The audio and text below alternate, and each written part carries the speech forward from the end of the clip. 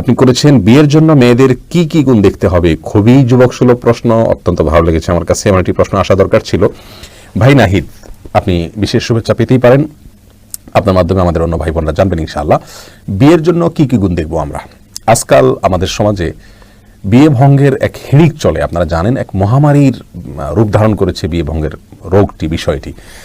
আর এর মূল কারণগুলোর ভিতরে একটা এটাও যে বিয়ের সময় আমরা মেয়ে নির্বাচনের ক্ষেত্রে, এমনকি মেয়ে পক্ষ ছেলে নির্বাচনের ক্ষেত্রে আমরা ভুল করি, আর এর মাসুলটা দিতে হয় পরবর্তীতে এসে। প্রিয় দর্শক, রাসূল করিম সাল্লাল্লাহু আলাইহি ওয়াসাল্লাম বলেছেন, তুনকাহুল মারআতু লিআরবা, মেয়েদেরকে বিয়ে করা হয় চারটি বিষয় দেখে। এবং একই কথাকে আপনি উল্টিয়েও বলতে পারেন, অর্থাৎ ছেলেদের বিয়ের ক্ষেত্রেও এই চারটি বিষয় দেখা হয়।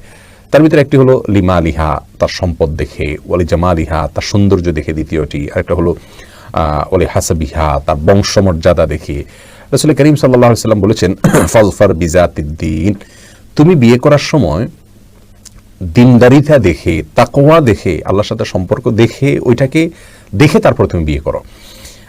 একজন জীবনসঙ্গী হিসাবে যাকে তুমি চাইছো, তিনি পাত্র হোক অথবা পাত্রী হন, তার ভেতরে যদি পার্থিব তেমন কোনো কোয়ালিটি না থাকে, এমনকি সৌন্দর্যও যদি খুব একটা না থাকে, কিন্তু দিনদারিতা পূর্ণ মাত্রা থাকে, ইনশাআল্লাহ এই জীবনসঙ্গী তোমার দুনিয়াতে সুখ শান্তির কারণ হবে, আখিরাতে সুখ শান্তির কারণ হবে। প্রিয় দর্শক, আপনাদেরকে একটু বলে রাখতে চাই, আমার একান্ত পরিচিত একাধিক যুবক বন্ধুদের বিয়ের সময় আমরা দেখেছি তারা ম্যাচিউরিটির পরিচয় দিয়েছেন, তারা রাসূল করিম সাল্লাল্লাহু আলাইহি ওয়াসাল্লামের নসিহাকে পরিপূর্ণভাবে মেনে তারা বিয়ে করেছেন। এমনকি বাবা মায়ের প্ররোচনা, তাদের চাপ, এগুলোকে অ্যাভয়েড করে বিনয়ের সাথে তাদেরকে বুঝিয়ে নিয়ে, কনভিন্স করে নিয়ে তারা কিন্তু দিনদার জীবন সঙ্গী গ্রহণ করেছেন। এবং সেক্ষেত্রে আমি দেখেছি একজন ইঞ্জিনিয়ার, তিনি আলহামদুলিল্লাহ জাগতিক দিক থেকে অনেক অগ্রসর, একজন ভালো পড়াশোনা করা মানুষ, শহরে বসবাস করা মানুষ, সামাজিকভাবে ভালো অবস্থানে থাকা মানুষ, তিনি বিয়ে করেছেন অজপাড়া গায়ের অনেক দূরের, ভিন্ন বলতে বহু দূরের, দেশের এপার ওপার বলতে পারেন, এরকম জায়গার মেয়েকে। এবং সে মেয়েদের দুনিয়াবি ব্যাকগ্রাউন্ড বলতে কিছুই নাই তেমন একটা, একেবারে অজপাড়া গায়ের। হ্যাঁ, শিক্ষাটুকু আছে যেটা দরকার হয়, না হলে বোঝাপড়ার সমস্যা হয়, কিন্তু দিনদারিতা মাশাআল্লাহ পরিপূর্ণ মাত্রায় আছে।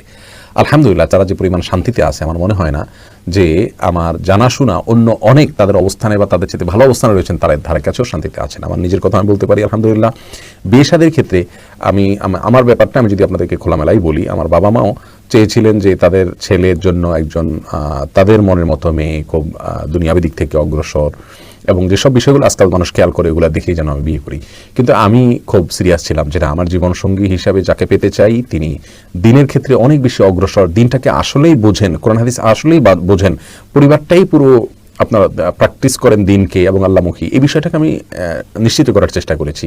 আর সেই সাথে দোয়াও অব্যাহত ছিল আলহামদুলিল্লাহ। আমরা চেষ্টা করলে যে দিনদার পেয়ে যাবো তা না। অনেক ভাইরা এমনও বলেছেন যে দিনদার মেয়ে তিনি বিয়ে করবেন, বড় শখ ছিল, স্বপ্ন ছিল, সেজন্য দিনদারি দেখেই শুধু তিনি বিয়ে করেছেন। পরে দেখা গেলো যে সেটাও আসলে আশানুরূপভাবে পান নাই।